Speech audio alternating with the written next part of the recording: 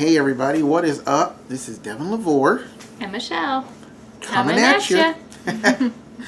And you know what? Today we wanted to talk to you guys about the importance of continuing.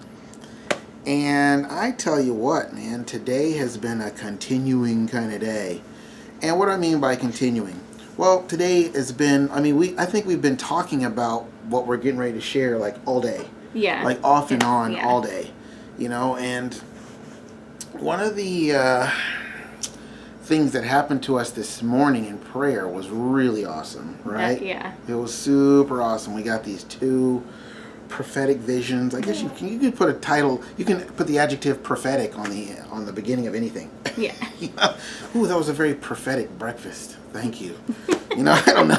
You can put prophetic on anything, right? But it really was, it was like a revelation. And once again, this is really cool, because I had this vision of us being in the throne room of God. Again, this is the second time this has happened. And it was all golden and everything was really awesome. And God was behind us and we were just kind of sitting on the steps and we were just kind of like powwowing with God, you know?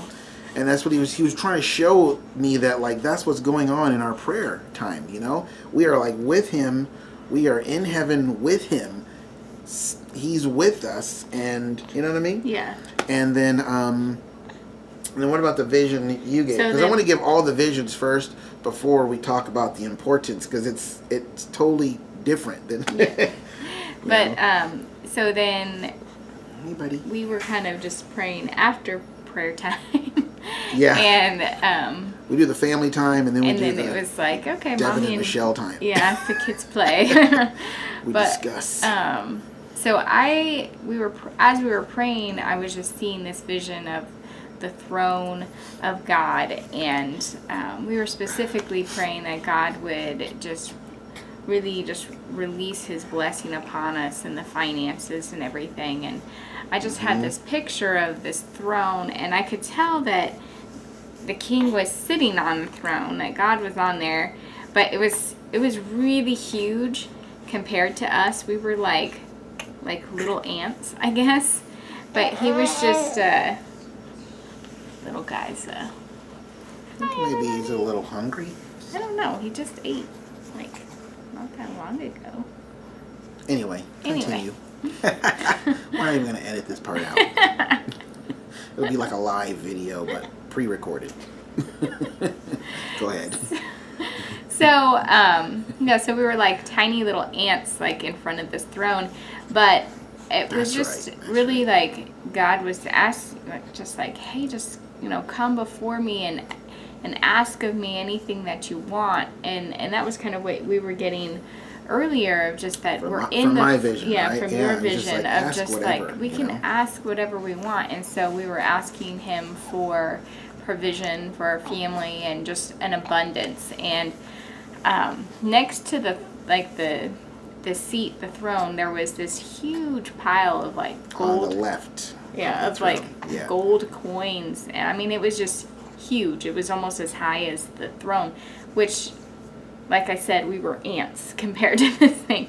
And it was just like, we were just praying that, he could just scoop up heapfuls and just, dump that blessing on us. And I think for me, I loved the picture, but also the other sense that I got was just that as the king, he was just like, this is like nothing. Like in his kingdom, in God's kingdom, having a big giant pile of golden coins is really like, okay, no problem. Here you go. And that was kind of the sense that I was getting from it, of God just being like, yeah, that's no problem. Like it's not this huge deal for him. And so like the thing that we have normally stressed out about, minus the recent breakthrough that we've gotten in our hearts, minus this particular situation, we are always stressing out about that thing the thing that we're stressing out about. He's like, that is so not worth stressing out about. He's like, it's no big deal, especially, which can be difficult when you come out of a great prayer time and then you look at your reality and you go, well, it's still a big deal.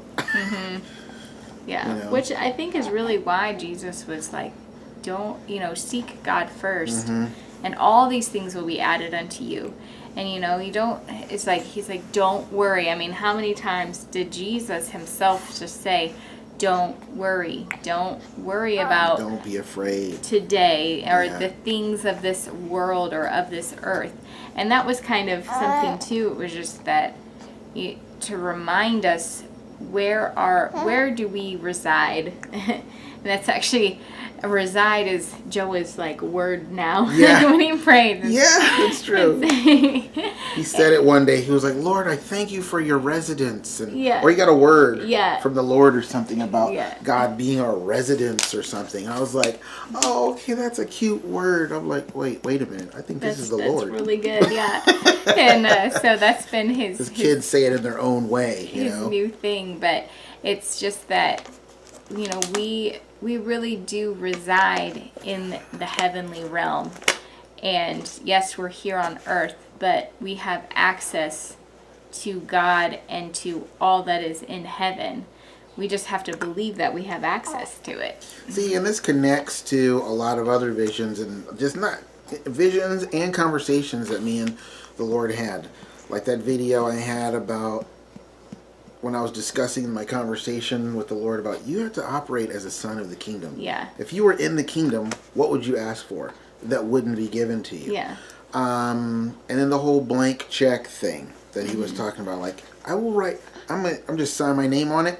Here, you have it. Yeah. That's like basically God saying that is what prayer is. Yeah. When you pray, you're asking for something and you're writing a prayer check and you're going, here you go. And then heaven cashes it.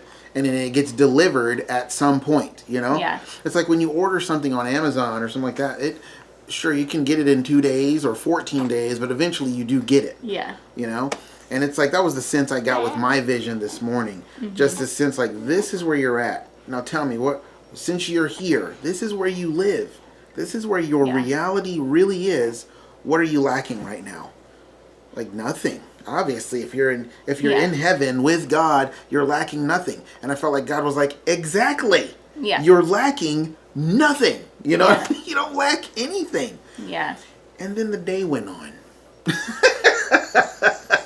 And it was a kind of a tough day because I think a lot of times when God sows a seed like that in your heart and he's trying to get you to another level of understanding and revelation, and then you get there and now he's trying to maintain you. Yeah. It's like the enemy's still, well, not the enemy. See, I don't think this was the enemy. But I just got hit. I got hit with the whole, but oh man, I'm just not sure if this is really is God really gonna answer this prayer? We've been praying this prayer 500 times. Yeah.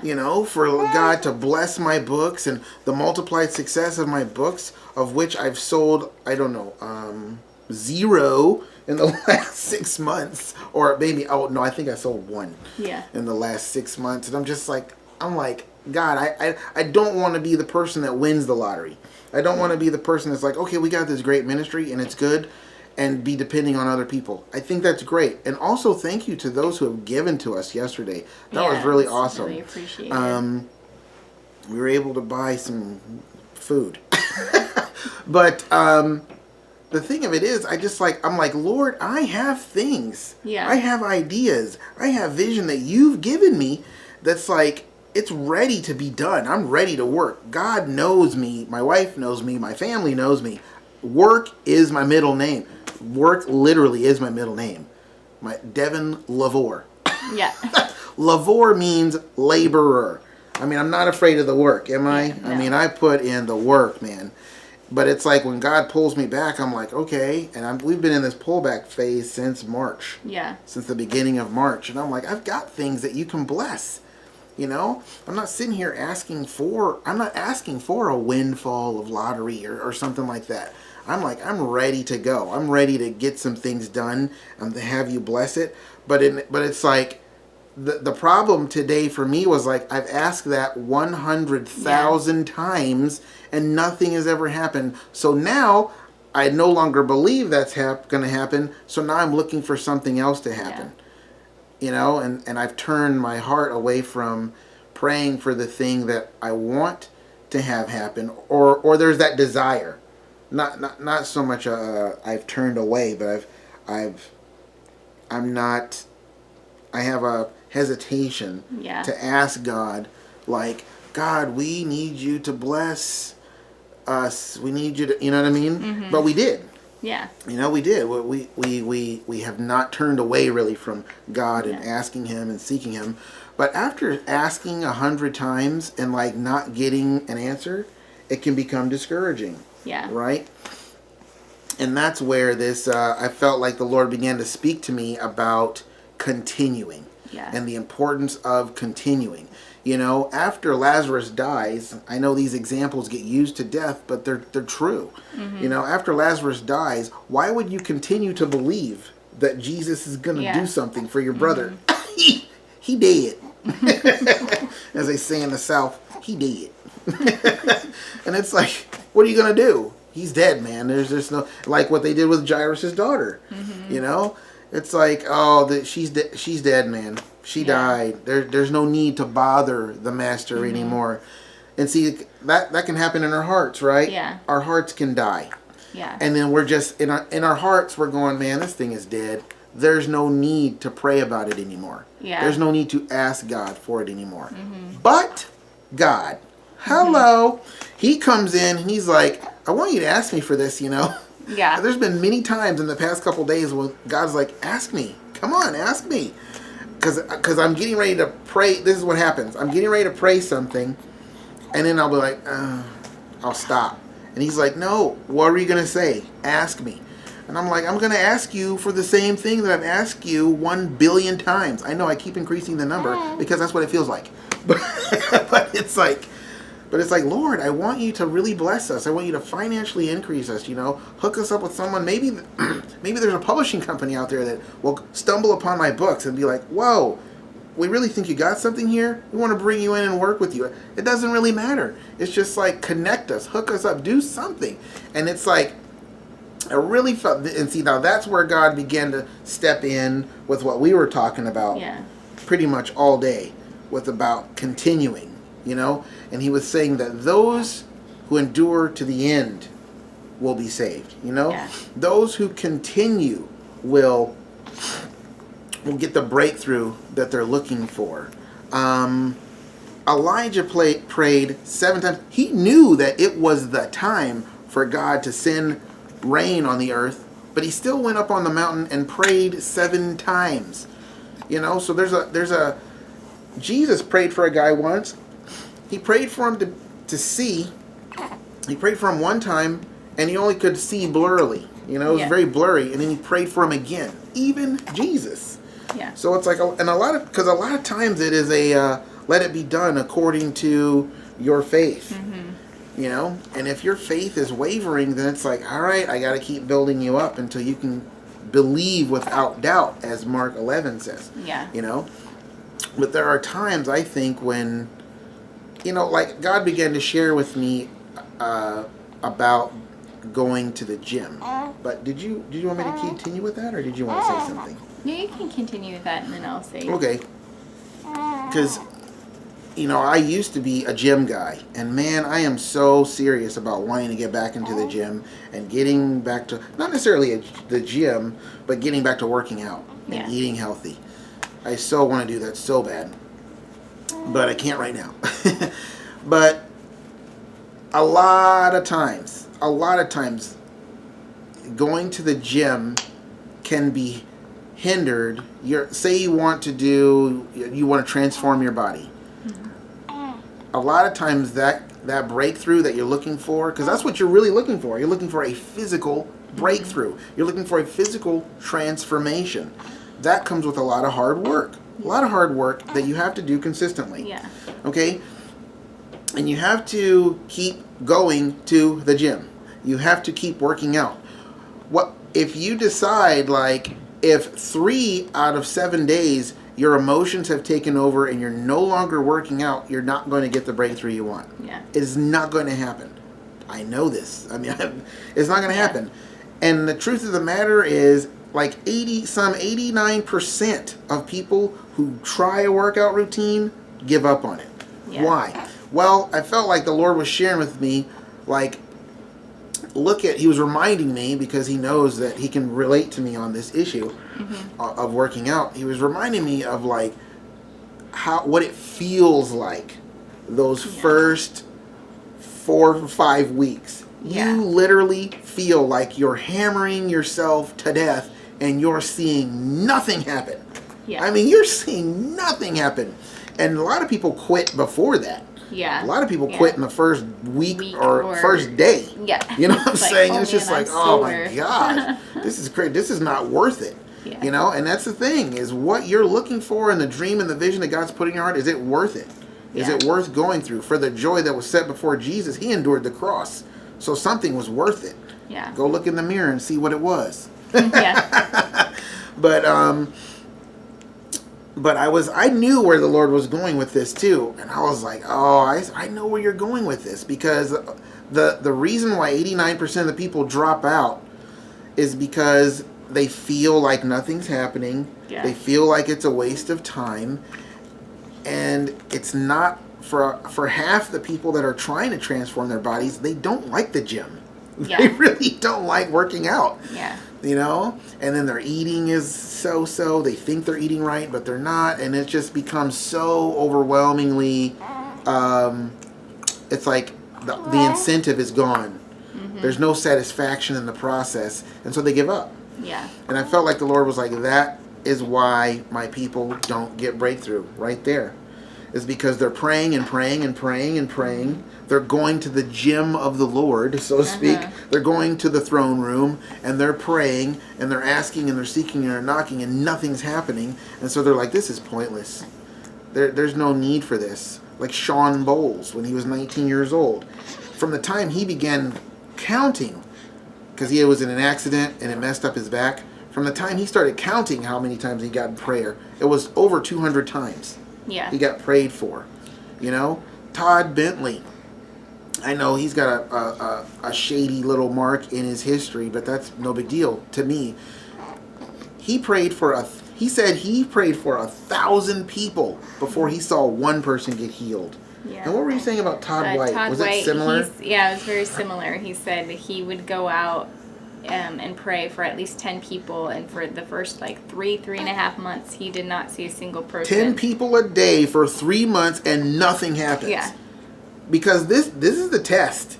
Because you know it's God's will to heal people. You see it in Jesus' life, and so you're wondering, like, God, what is going on? Why are you not healing people? Maybe I'm just not meant to do this. Yeah. Maybe, see, and you got to go through all of those tests. You got to go through all of those. You got to jump through over all the hurdles, and then go through the finish line. You can't jump over 9 out of 12 hurdles and be like, well, Lord, I jumped over 9 hurdles. You know, I know I climbed over 4 and 3, but I mean, I did good, right? And it's like, no, if you're going to get the breakthrough and you're going to be a championship hurdler, you got to learn how to hurdle and cross the finish line. And it's like, for us, if we're going to learn how to walk like Jesus walked and do the life that Jesus did and be the person with the kind of heart that Jesus had, we have to go through certain things, and we have to get in the gym of God every single day, no matter how we feel, no matter what's going on, no matter how much our heart, because my heart bubbled up today, and it was just like, I just don't know. This is just and it was all the yuck. Yeah. You know, and it wasn't nearly as bad as it's been in the past. Not even half as bad, but it was just like. But it was just like, no, I'm just going to keep going. And see, this is the truth. Physiologically speaking, no matter how you feel, if you continue to go to the gym, you're going to get the physical transformation that you want. You go to the gym every day, you may feel for 2 weeks that you're wasting your time, but you're going in and you're making the time to work out, you're going to see results. Yeah. Because week 6 is going to happen. Week 7 is going to happen. Yeah. Week 8 is going to... By then, you're extremely motivated. You are completely different. You're changed. You're thinking... Your incentive is back. every day is a satisfaction. Every day you're like, ooh, what else is going to happen? What other changes am I going to see? You know? And I feel like that's what God is trying to say to us, you know, as believers, as the body of Christ. It's just like, keep going. You've got to keep continuing. You can't, I feel like there's people out there, and I know it's the Lord. He's saying, like, there's people out there that have given in to this rational thinking of like, well, this, you know, the Lord, he's just going to do things in his time. And maybe I'm just going at this too hard, and I'm being too intense about it, and I think I just need to stick with these things, and that's going to be good enough. And what has happened is you've disengaged your heart from the pursuit, from the passion, you really have disconnected your heart from the passion, you know. And a lot of times it just takes going back to God, you know, because what happens is you disconnect yourself from the passion, and now you're not even praying anymore. Yeah. You're not even seeking the Lord as much anymore because your heart's hurt. Mm-hmm. And you're really more just like, you're not going to keep going back with passion to the thing that you feel hurt you. Yeah. You know what I mean? And so I just felt like the Lord was sharing that with me today, just to keep going, to keep pursuing, to keep coming after him, you know, because even for us, after we came back from Brentwood, Tennessee, thinking that was going to be the Lord moving us or whatever, we were crushed beyond anything we're going to explain right now. Mm-hmm. But we kept praying. Yeah. We kept coming seeking to the Lord and all that. And after 2 days of being back, we had to repent of our attitude. That was one of those threshold moments of like, we were about ready to accuse you, God, of being wrong. Yeah. You know, and it was like we had to repent, and I tell you what, we repented in that moment. The refreshing of the Holy Spirit just came back to us, and it just kept us going. Yeah. You know what I mean? In a right attitude. But it's like you can have the wrong attitude and still come to God. That's the whole point. The whole point is like, come to me. You know, I want to hear from you. I think they want to hear from you. Probably. I'm just talking, and I'm like waiting for you to chime in. Oh. So I just kind of off of that, it's like what's so great is that, you know, even if you say stop going to the gym, every day is an opportunity to go back to the gym. Yes. And it's like with God, every single moment is an opportunity to just go right back to pursuing him, right back to the place that maybe you feel like you've left for a while. You know, it's like, I'm done. I don't want to pursue this anymore in my prayer life, but you can just turn around and go right back to it. Because it's like there's the story where they, like in the middle of the night, there's this man that comes to his friend's house and is just like pounding at the door, like, hey, it's like at 3 o'clock in the morning. Yeah, like, hey, can I have some bread? Can I have some bread? And his friend's like, no, like, I mean, we've locked up. Like, no, we're not going to come out and give you bread. And he just kept going. And eventually the man, he's like, okay, here's your bread, you know, go. So basically we can go back to sleep. Stop bugging us. But I think, like, there's other examples that Jesus gave of people who persistently, who persistently come after him, and just continually like seek after him, you know, and not give up, and not lose heart. Yeah.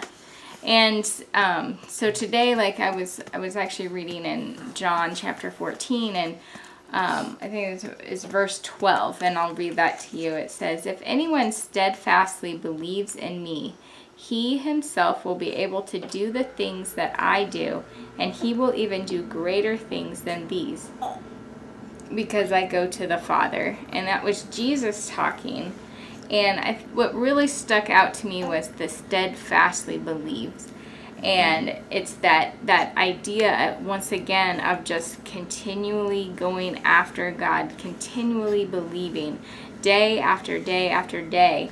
And it says that he himself will be able to do the things that I do, and even greater things. And there's just that idea that okay, as you continue to go after God day after day, as you continue going to the gym day after day, you will get the breakthrough. You will see Absolutely. Greater and greater results.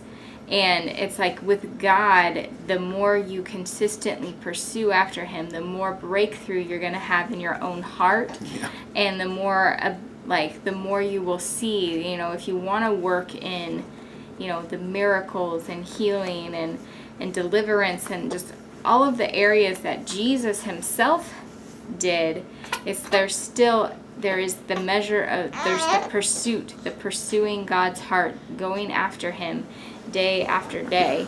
And go ahead, keep going, baby. Hey, buddy. And so it's just, I think that's just really key to our growth in the Lord, is that continuing, keep praying, keep seeking, keep knocking, keep asking. Yeah. And it's like all these things are going to be added to you. Love God first and foremost, and it's like everything else will come with it. Yeah. And can I add something? Because it's like when you go to the gym, like I said before, no matter how, having been a trainer and everything, when you go to the gym and you just decide, I'm going to overcome myself and my soul, not tell my soul what the truth is, and I'm just going to go because I know I have this program, and I know if I work this program, physiologically, if you continue to do that, your muscles don't have emotions. Yeah. Your blood doesn't have emotions. Your digestive system doesn't have emotions. It's just going to do what it's designed to do. So physiologically, if you're going to the gym, you're working that program, you're going to get the breakthrough.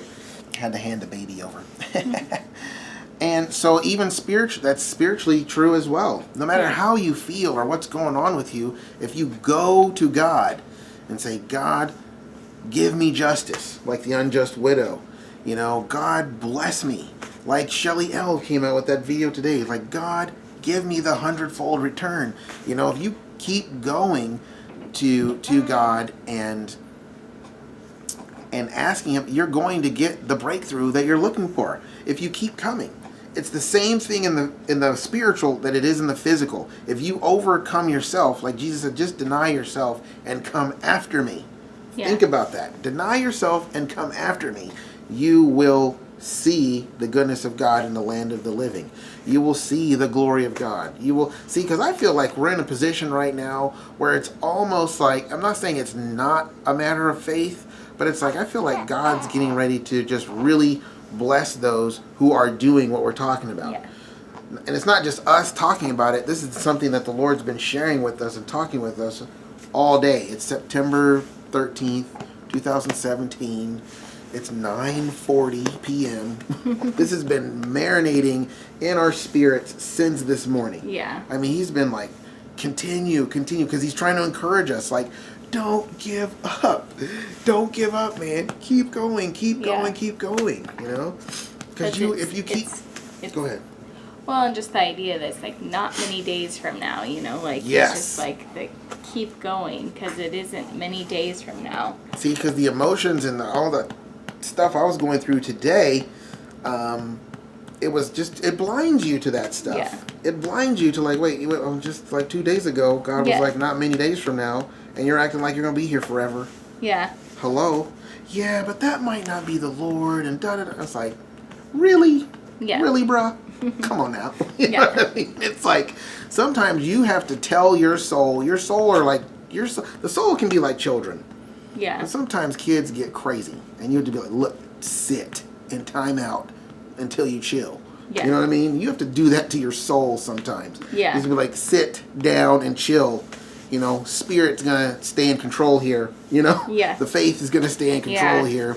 But that's really the kind of the word that we wanted to bring to you guys today, is just continue to believe. I know it gets old. And if your reaction to that is, continue to believe, that's fine. That's your soul. That's that part of you that's going, that's just continue to believe. I'm going to tell it to you, okay?